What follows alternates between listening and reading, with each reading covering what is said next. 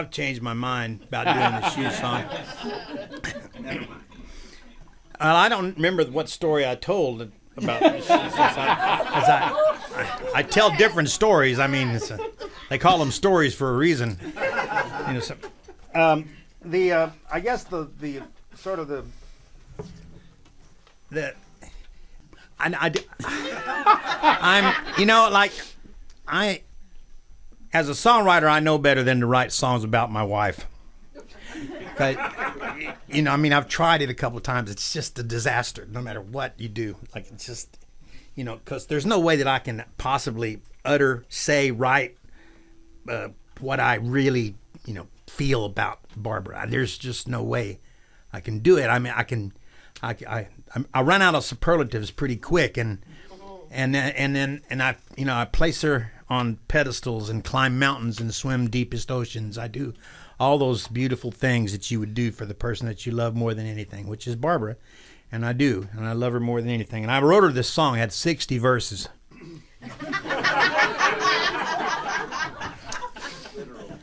And they were impressive. I went to a lot of trouble. It took me a couple of weeks to write it. I really wanted to, you know, I wanted to sing that song.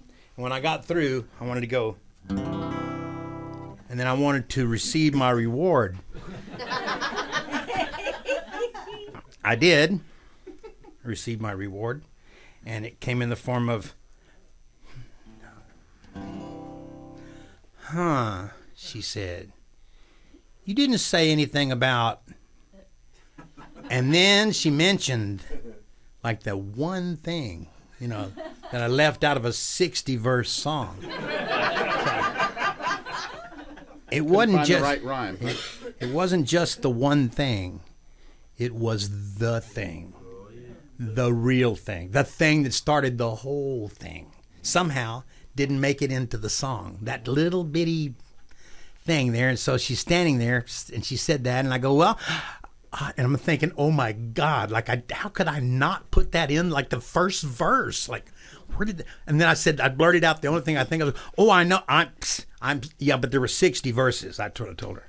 She goes, yes, I know. She said, but you didn't say anything about. And then she mentions it again, and then she also said, I really didn't like the tone of that song.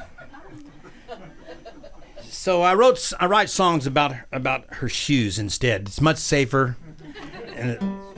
So this song is about her shoes. She left them in my room one day, and that's a whole nother long story. But I've got one place on the planet where everything is as it should be, and that's in my room. Everything's at right angles, and it looks good in there. Okay, so I'm a little bit compulsive disorder obsessive. Yeah, I got it right. Compulsive disorder, obsessive, and so you know, the rest of the house is a little askew, but my room, everything looks good in there. Everything's piled nice. It's all right angles. Everything's good. The pencils are good. You know, my closet, the shoes are in the closet, toes to the wall.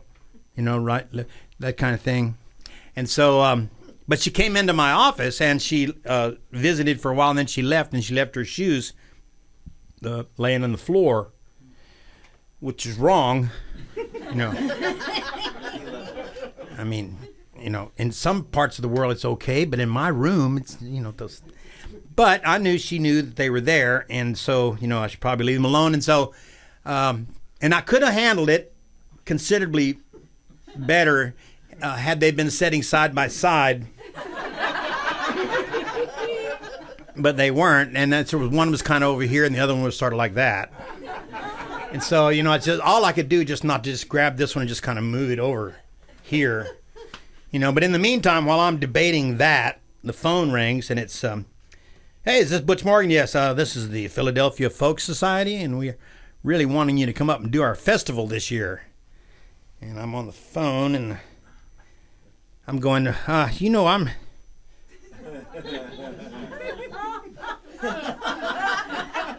I go, you know, this is really a bad time if it'd be all right, I'll call you back as soon as I kind of get this thing figured out here. So, click. Of course, I never heard from him again. And So I finally picked her shoes up and put them in the closet, and after 2 weeks, and 5 minutes later she came in and asked me where her shoes were. Well, I put them in the closet. She goes, well, I would have never looked for them there. So I left them right there. I go, I know. I'm sorry, honey. And then I wrote this song. Feel free to sing along if you know it.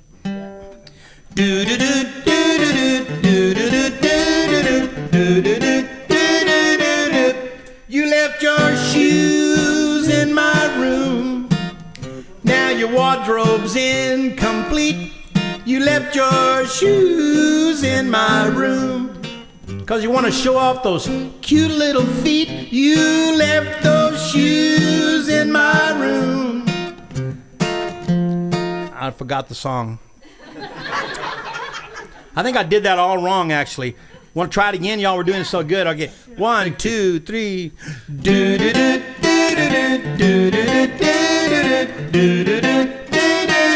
Okay, you left your shoes in my room.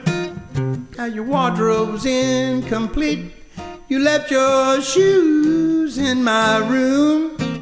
Now you're in your stocking feet. You left your shoes in my room. There you go. 2 questions come to mind. Will you be gone a little while? Or are you gone for good this time? Woo! Left your shoes in my room. Well, I guess I could suppose you left those shoes in my room 'cause you want to show off them cute little toes. You left your shoes in my room. Oh, but I could be mistaken. Maybe you just left so fast you just forgot to take them. Now I know you're out there somewhere, girl, and that's what breaks my heart. 'Cause you ain't got no shoes and you could step on something sharp, yes.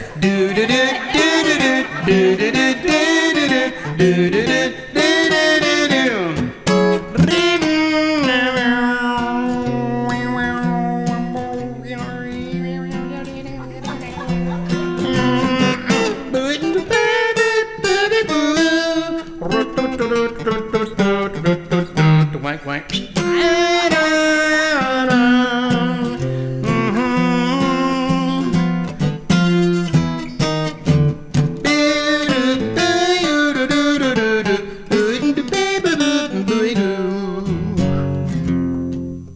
Of course, you might not be on foot. I mean, you could have caught a ride. No, you can't ride forever, girl. Someday, you got to step outside, and when you do, and your foot hits the ground, you're gonna wake up, you're gonna go, hey, my foot sure does feel funny out here on the asphalt. My foot feels a little bit naked. Naked? Really? Naked foot? Barefoot, honey, 'cause you left your shoes in my room. Did you mean to share them? You left your shoes in my room. Now if those shoes still fit you, come home and wear them. You left your shoes in my room. And if the truth be told, the leather's fine, they both still shine, but they've lost a little soul. You left your shoes. That's your part. You left your shoes. You ready to go? You left your shoes. Yeah. You remember those shoes, right, girl? Those cute little black patent leather things with the bows. You left your shoes. Yeah, you woke me up early one morning. You said, honey, I do love you so very, very much. And you sang, you left your shoes. Yeah, you told me you loved me so much that you were taking me to Sears. And you were going to buy me a new toolbox. Oh, you left yours. And I got all jacked up about that because Lord knows I could sure use another toolbox. Come on now. You left yours. We jumped in the car and we drove as fast as we could to Sears. I locked the door. I grabbed your hand. We went running inside.